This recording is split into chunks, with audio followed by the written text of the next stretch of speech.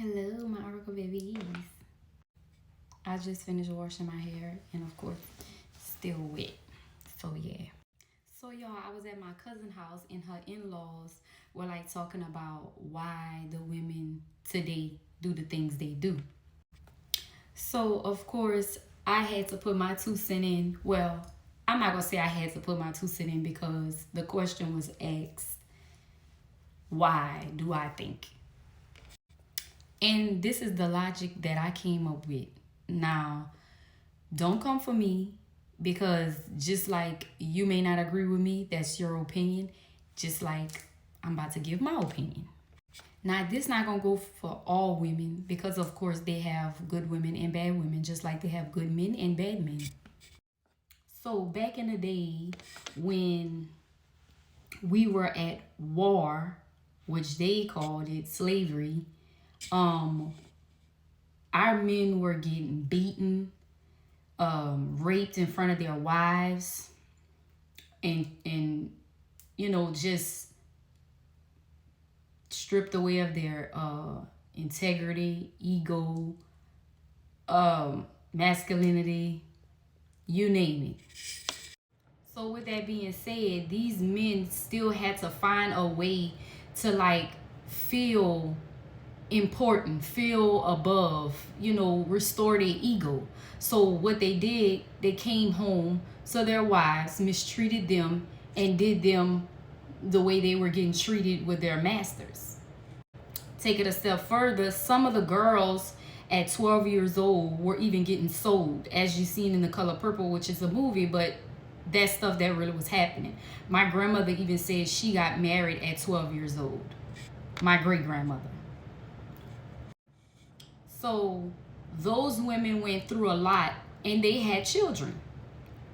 Some of them were girls. Those girls watched their grandmothers and moms and aunties go through the stuff that they went through with men, as far as cheating, getting beat, getting sold, you name it.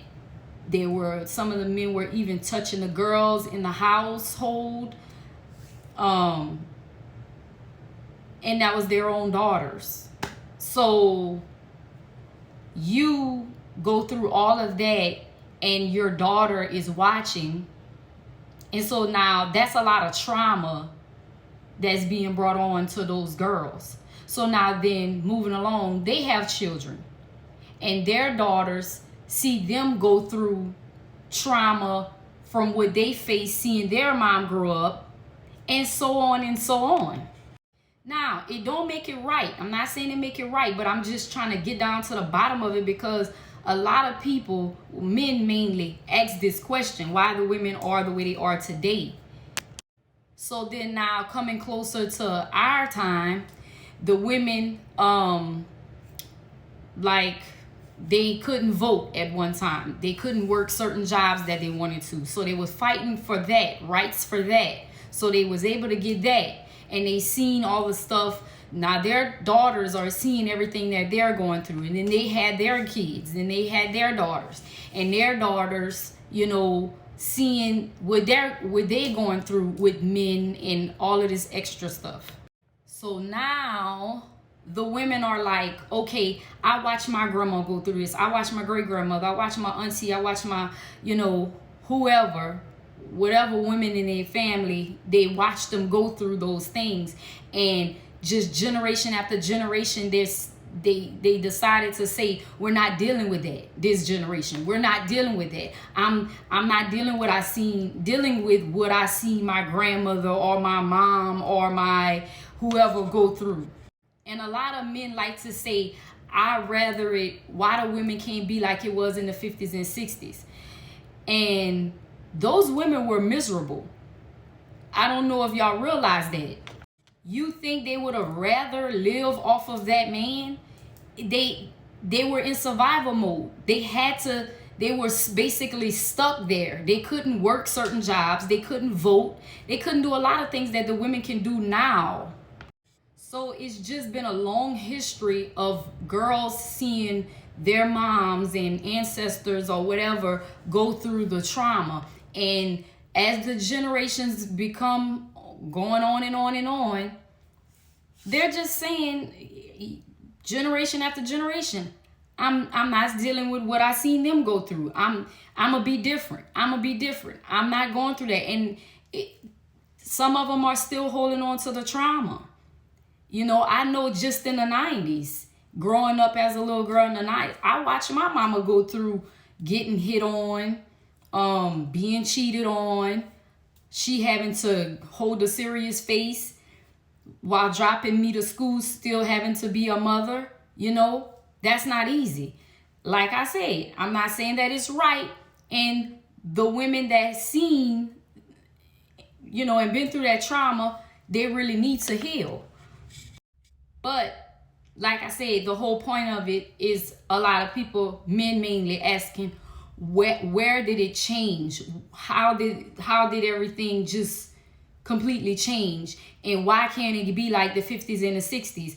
And I remember going to marriage counseling, and well, it was for divorce, but the counselor had said, if you wanted to be like the 50s and 60s, I just want you to know those women were miserable. They didn't have the rights that women have today. You know, they relied a lot on their men. So it just can't be that way. It just can't.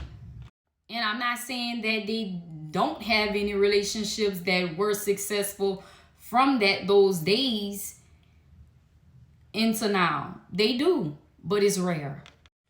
So many people are broken, miserable, and misery loves company, and they just don't want to do the work to heal. And that's on both sides, men and women. And until we can all come together and do the work, put in the work, it's going to get worse. For our children that's growing up, looking for love will be very hard to find.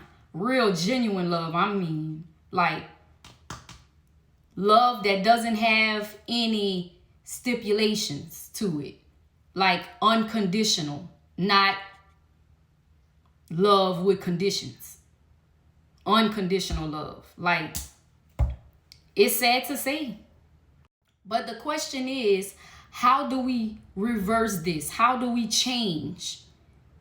Because that's what everybody been looking for and asking for, a change. So how do we make this work to change? Well, first, it takes each and every one of us to start holding each other accountable. For the men, if you see a woman out here and she got her clappers out, instead of be like, damn, she fine, or ooh, say little mama, don't do all of that. Stop in her tracks. Let her know, why you out here like that? You got your children with you? Or if you see a woman twerking, stop her in her tracks. Let her know, what you out here doing all that for? You got your children with you? Like, you don't need to be doing that. Your daughter seeing what you do, she gonna pick that up. Like, you raising a young lady, not, you don't want your child to be no thought. Yo, I mean, just saying, like, start holding them accountable. Say something. Stop saying, ooh, look at that fat ass and all of this extra stuff, because it's gonna keep on happening. They're gonna keep on doing it.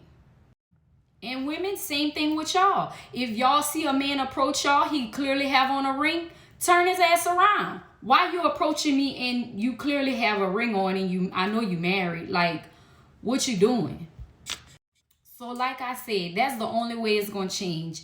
If we start holding each other accountable. It's the same thing that's going on in this world. Y'all all hollering about y'all tired of paying taxes. Y'all tired of paying this, tired of paying that. But nobody wants to come together. Like back in the days, they used to come together. They would have these big old town hall meetings from state to state, and they marched and they got together and they did stuff. They stopped like the buses, for instance. They all stopped riding a bus. They seen a change through that. Like, we gotta start standing together. We never gonna see a change. It's gonna keep happening.